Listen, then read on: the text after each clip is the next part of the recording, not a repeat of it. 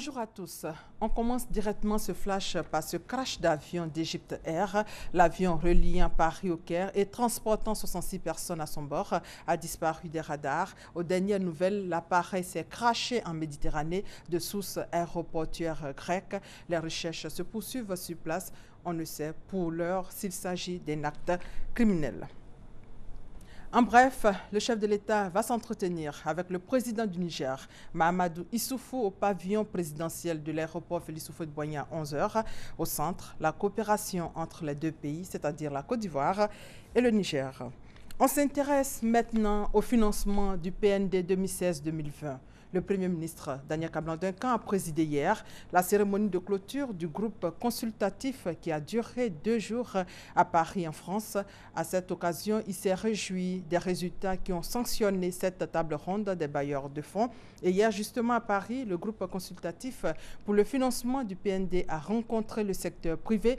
Il s'agit de potentiels partenaires, les industriels, les banquiers et autres financiers désirant investir en Côte d'Ivoire. Le besoin en financement du secteur privé leur a donc été expliqué et les intentions de financement déclinées. Le montant s'élève à 9 500 milliards de francs CFA. Franck Wadio, notre envoyé spécial.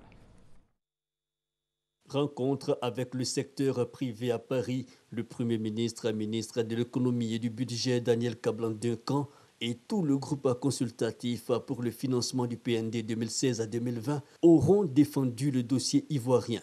Sur les bases de 2012 à 2015, le premier PND, il fallait donner confiance aux potentiels partenaires techniques et financiers. Agent Kakou Diagou, président du patronat ivoirien, de sonner le premier la charge. Et pourquoi faire confiance à la Côte d'Ivoire? Le taux de croissance annuel moyen, 9% depuis 2012, avec un but affiché à l'horizon 2020, une croissance forte dans un cadre macroéconomique sain. Le BDF, le patronat français, acquiesce. Les pouvoirs publics ivoiriens ont compris qu'il fallait créer, améliorer le climat des affaires. Et le champ est vaste pour que nous puissions les uns et les autres participer aux côtés du gouvernement de la Côte d'Ivoire à ce développement qui est sans cesse croissant. Puis viennent les contributions. Plusieurs opérateurs exerçant déjà en Côte d'Ivoire témoignent de l'environnement propice à l'investissement privé. Et enfin, le résultat des discussions. Les intérêts exprimés sur les opportunités d'investissement présentées au cours du groupe consultatif s'élèvent à ce jour à 19 milliards de dollars, soit 9 500 milliards de francs CFA, dans l'attente de la finalisation des échanges qui vont se poursuivre dans les prochains mois. Intention de financement qui augure de bons auspices pour l'économie nationale. Le chef du gouvernement s'en félicite.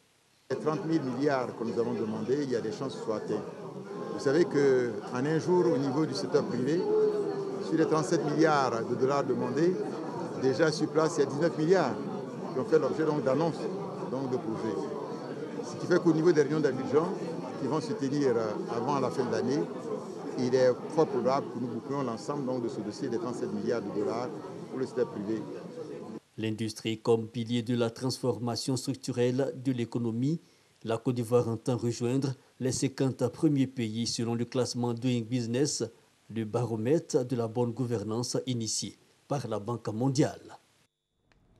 Plus de 2 ans après l'enlèvement de 219 jeunes femmes par Boko Haram en 2014 au Nigeria, l'une des lycéennes de Chibok, ville du nord-est du Nigeria, a été retrouvée hier. Elle a retrouvé ses parents qui l'ont identifiée avant d'être amenée dans une base militaire. Et au Burkina Faso, des individus non encore identifiés ont attaqué un commissariat de police dans l'extrême nord du pays, à Koutoukou, localité située à 40 km de la frontière du Mali. Le bilan fait état de 2 policiers blessés, dont l'un grièvement dans des tirs à l'arme de guerre. Les autorités pensent à une attaque terroriste au vu des douilles laissées sur place par les assaillants. C'est la 2e attaque de ce type en l'espace d'une semaine au Burkina Faso. En Libye, en bref, selon un dernier bilan officiel, 32 membres des forces de sécurité du gouvernement libyen d'Union nationale ont été tués mercredi dans un attentat à la voiture piégée et suite à des combats avec le groupe État islamique. Un précédent bilan faisait état de 18 personnes tuées. Pour terminer, au Venezuela, au lendemain des manifestations contre le président, manifestations réprimées à travers le pays, l'opposition veut maintenir la pression pour faire partir Nicolás Maduro. Celui-ci s'accroche au pouvoir et menace de renforcer les mesures de sécurité. Et c'est la fin de ce flash. On se retrouve à 13h pour vous donner plus de détails sur l'avion d'Egypte Air qui s'est crashé ce matin en Méditerranée. L'avion s'est écrasé avec 66 personnes à bord. Merci de votre fidélité et à tout à l'heure.